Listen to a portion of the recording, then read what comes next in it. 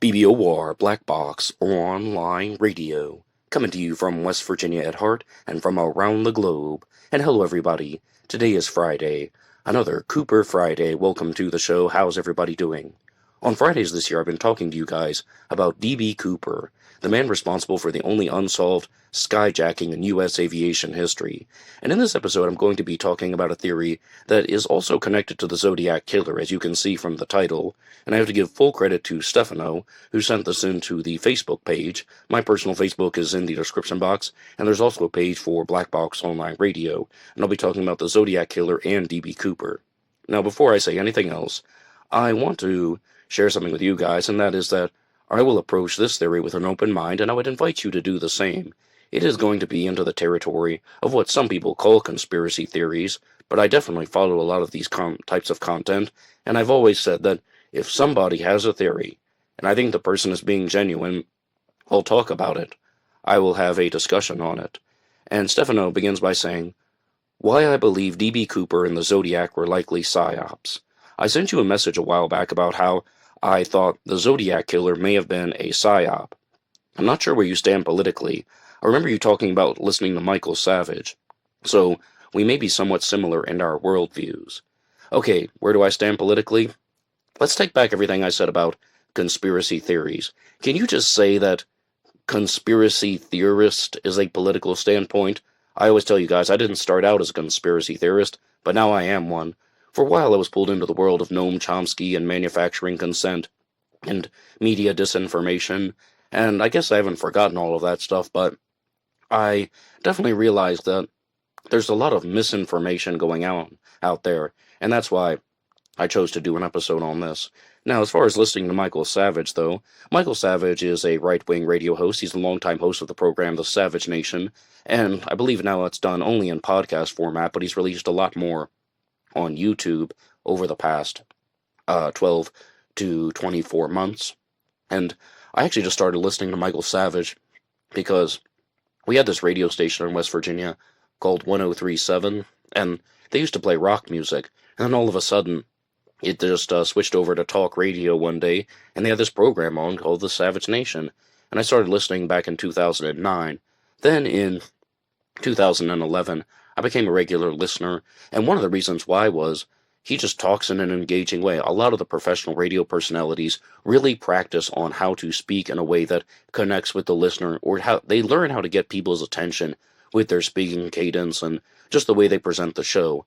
But I also have to confess that he was an extremely mean and confrontational radio host, and I just remember once that not once, he does this regularly. Somebody calls in and they say, "Hi, how are you?" And he's just like, "Don't ask me how I'm doing. You don't know me, and I'm a rude guy."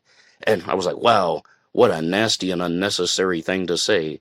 But then, about a week later, I went to the coffee shop just to get my morning coffee, and the person at the cash register was like, "Hi, how's your day going?" And I was like, you know what, that is a little bit annoying.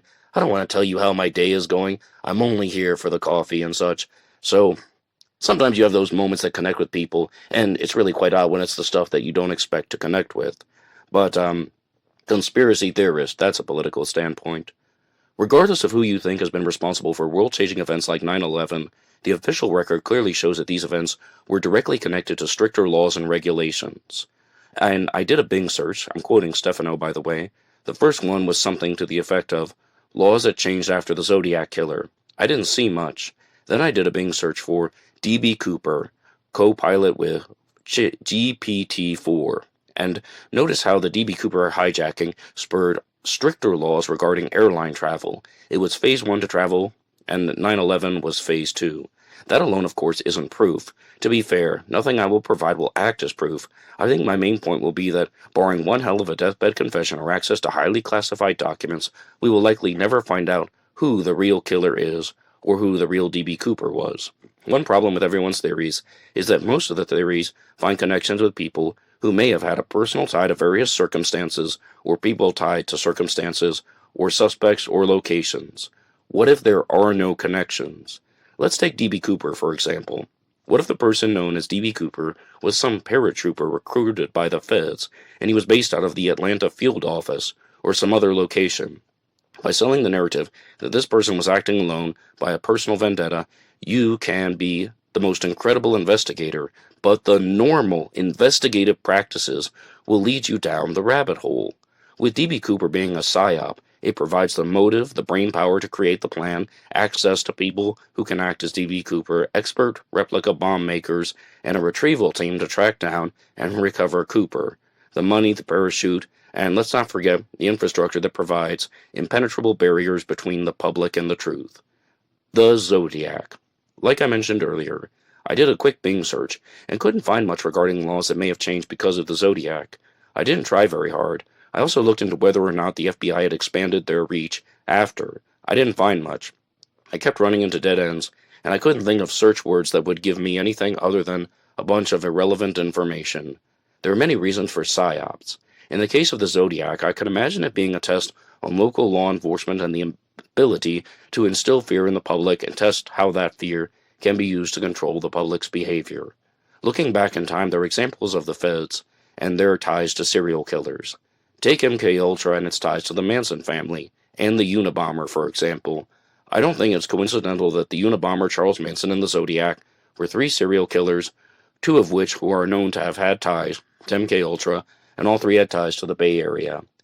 And while there is some discussion about the Unabomber and MKUltra, I think that the Unabomber Ted Kaczynski gets discussed way more frequently in the discussions about how he was emotionally traumatized by experiments that were done on him by Dr. Henry Murray at Harvard, which was a remnant of the OSS, and it's my understanding, going off of memory, that those MKUltra connections were not 100% confirmed, but it was more or less a forerunner to these types of mind control operations. It was indeed a mind control operation itself, because the experiments that Ted Kaczynski underwent at Harvard were all about how do people respond when their worldview has been dismantled, whereas MKUltra had some more complex additives to it, like loading people full of LSD and seeing how they respond and behave. And those are more like the experiments of Dr. Donald Ewan Cameron in the sleep room, those involving the LSD. But also we have the clinic in Haight-Ashbury. And I will not dispute that for a second, that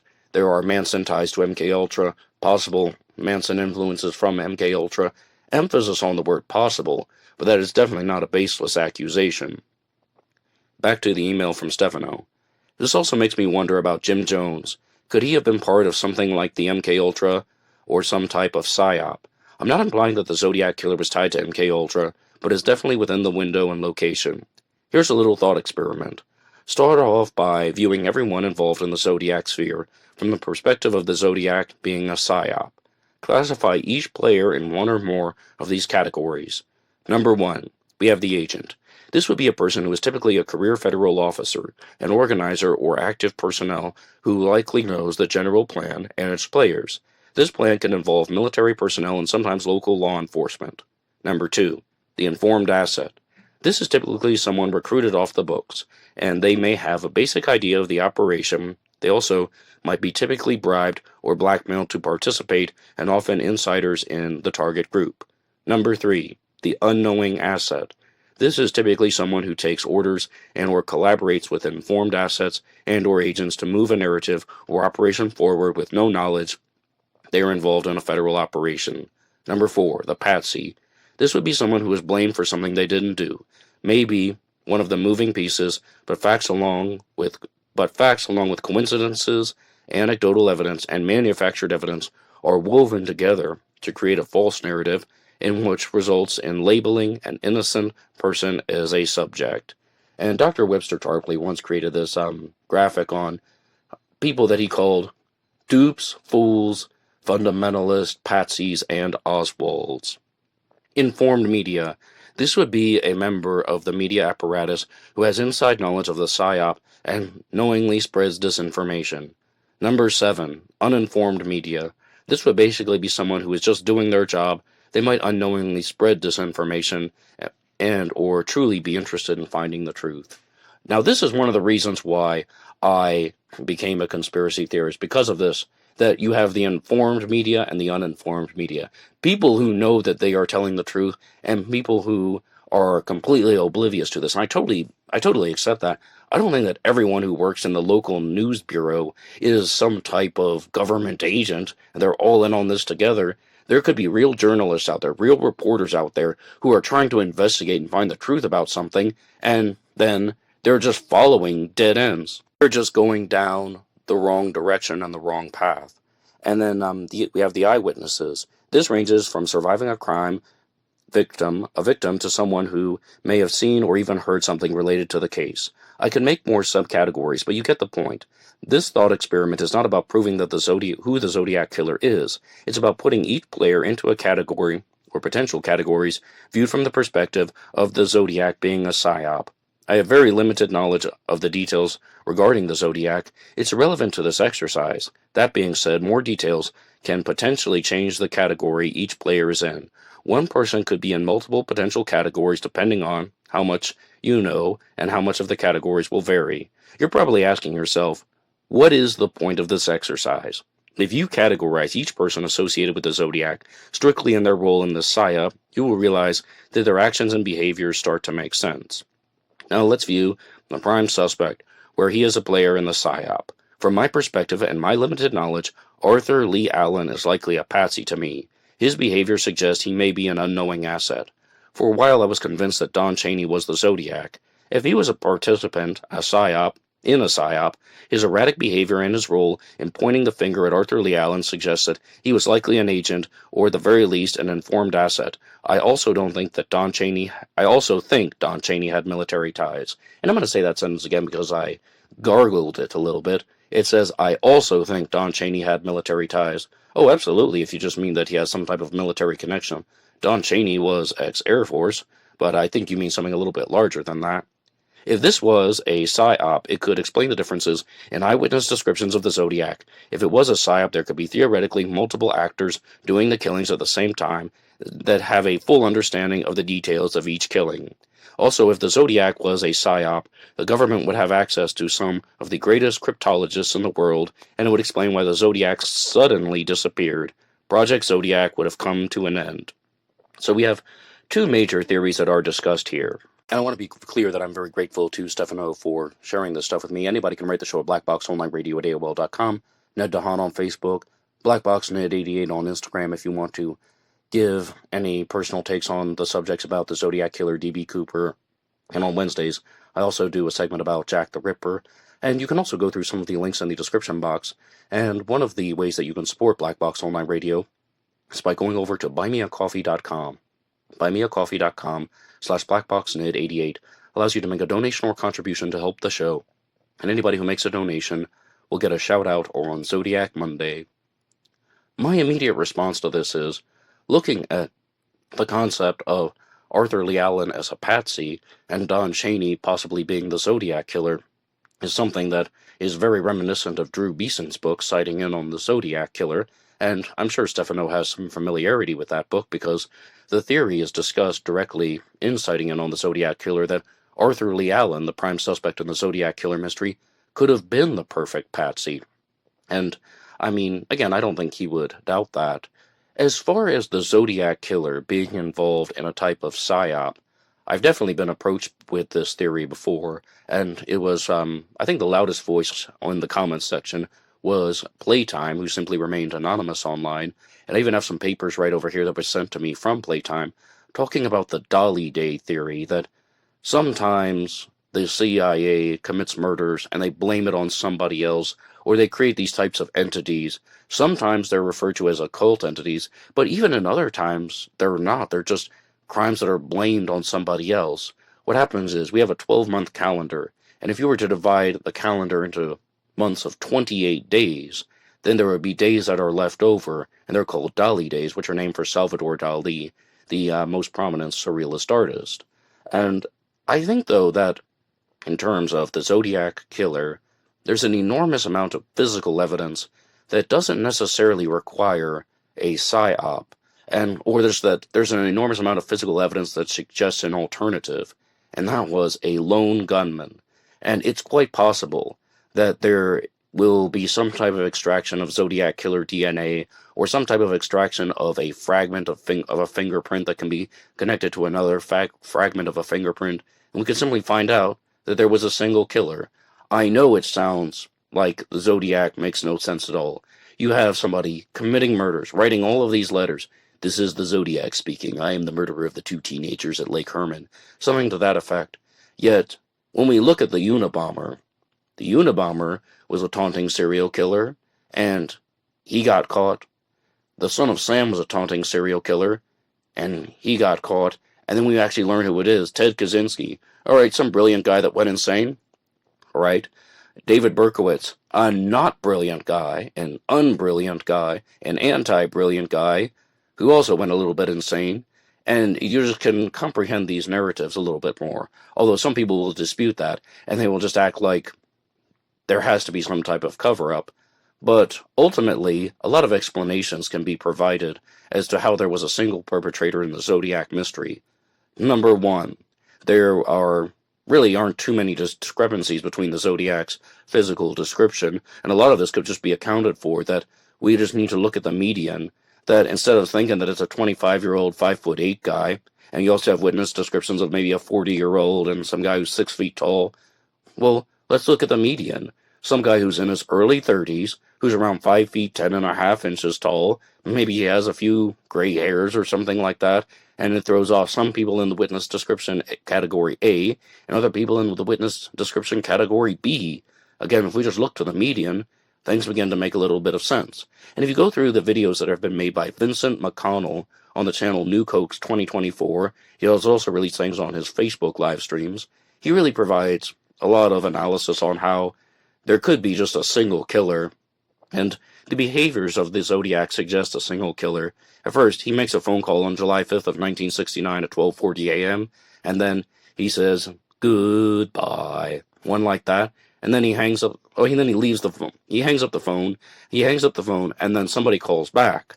And then, after the Lake Berryessa stabbing, he makes another phone call, but he doesn't hang up the phone, leaving the receiver off the hook, would suggest he was startled a little bit by the first call, by the first person calling back. So this looks like a single perpetrator who has learned from his mistakes. Okay, so that's just some evidence. What would be to the contrary about the Zodiac killer being a PsyOp?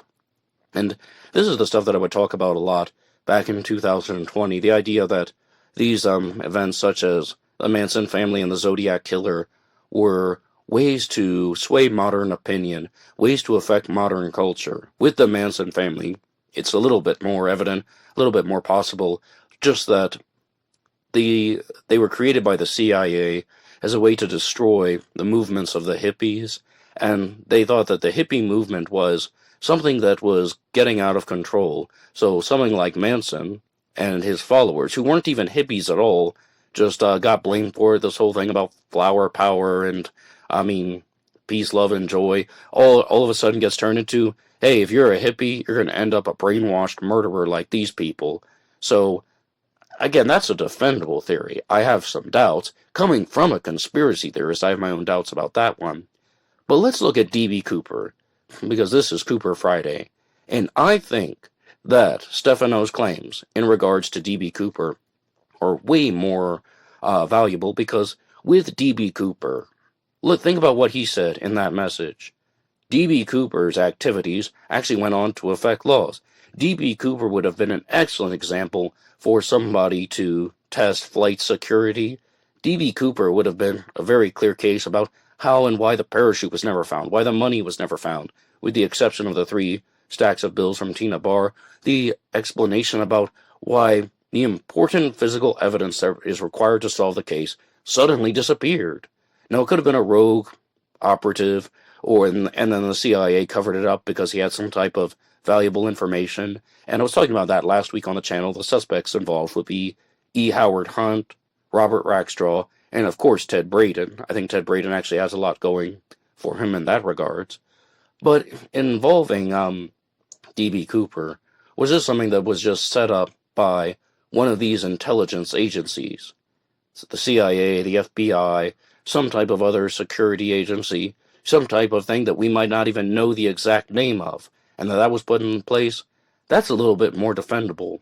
And part of me wants to just go gung-ho, all in on that, and say that D.B. Cooper was a PsyOp. I've been talking to you guys about that on Cooper Friday, because I do think that there's a certain amount of evidence to support that. However, there is a skeptic in me that always wants to provide counter-arguments and balances, and that is that, well, what if D.B. Cooper just got away with it?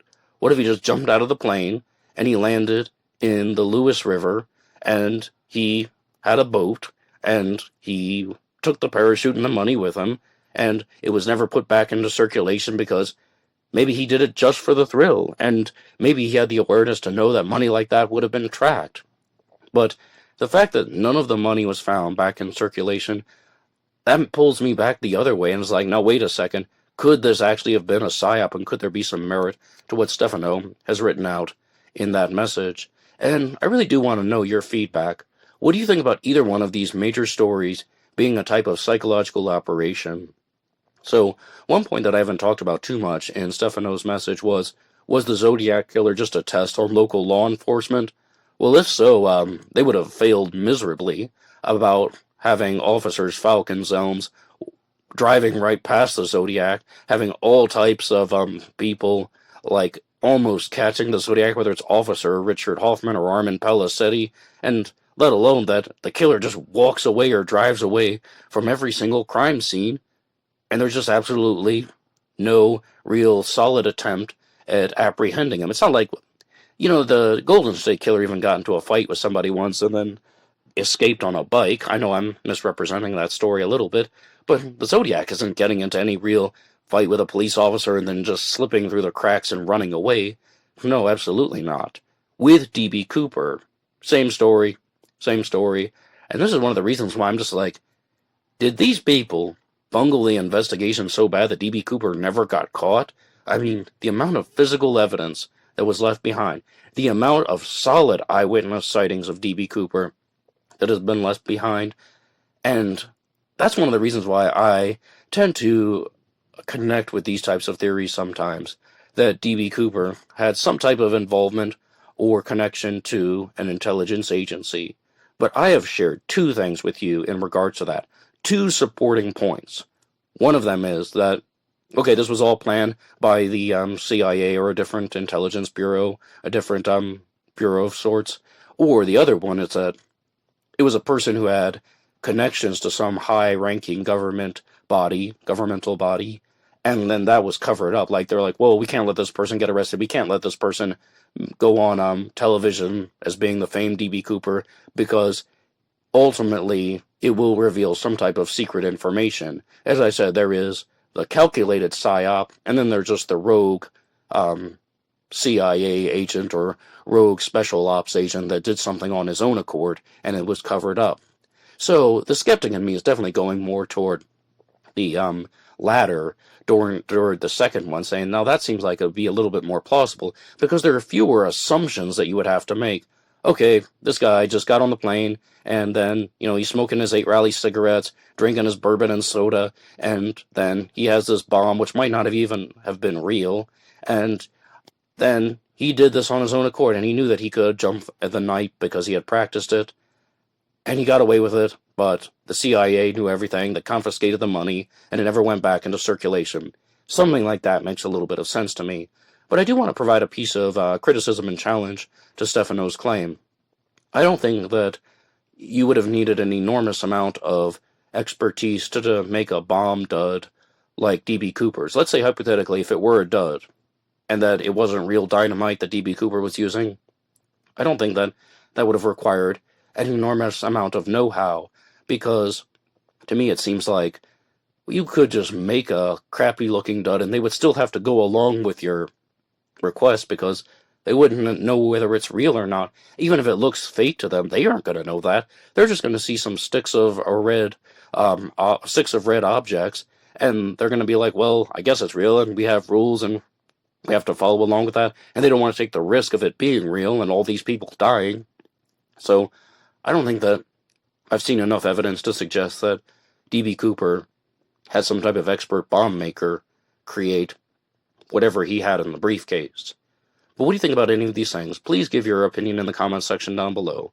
And overall, I just want to know, what do you think about these conspiracy theories in general? What do you think about conspiracy theories in general? Because I've given my stance.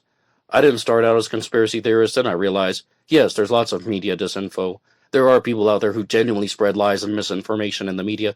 I mean, let's be honest. They do this all the time, and they tell us all the time. When I was growing up in West Virginia, we were on the lookout for the D.C. snipers. Even in West Virginia, they thought the D.C. snipers were going to go there, and they said, look out for a white van with a roof rack. And it turns out the D.C. snipers weren't even driving a white van with a roof rack. They were driving a blue Caprice, a blue Chevy Caprice that had been modified to commit the sniper killings. And they wanted to put the killers in a false sense of security. It was a media disinfo operation, and they openly admitted it.